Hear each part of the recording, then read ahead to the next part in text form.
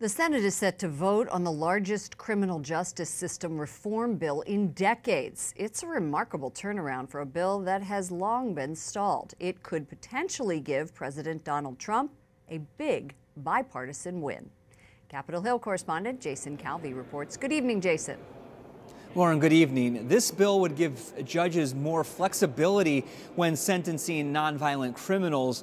It would lower mandatory minimums for some nonviolent federal drug crimes and reward prisoners for training. Catholic groups are voicing their support.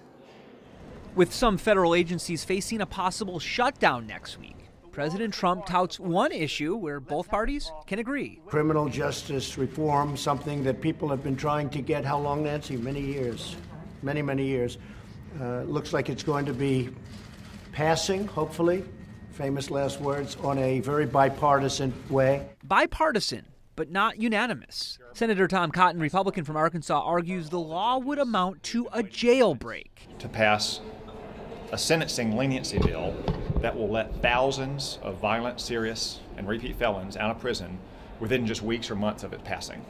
I didn't campaign on that. The bill's sponsor thanks both liberal and conservative groups for getting the bill to the Senate floor. We had to work to get the endorsement of, several organizations, but probably the biggest one in the country, the Federal Fraternal Order of Police. So in the end, we put this all together, and I think there was no way the leader could say no. David Safavian of the American Conservative Union says this bill will help offenders get back on their feet. The First Step Act creates incentives so that inmates take the time and do the hard work to improve themselves, whether that's with job skills, education, anger management, how to handle the rigors of family life. In a letter to senators, Catholic groups add their praise, in particular because it would ban the shackling of pregnant prisoners. Catholics can disagree about justice reform. It's an issue the faithful can use their own prudential judgment to weigh. The Senate Majority Leader says he's moving the bill as soon as this week.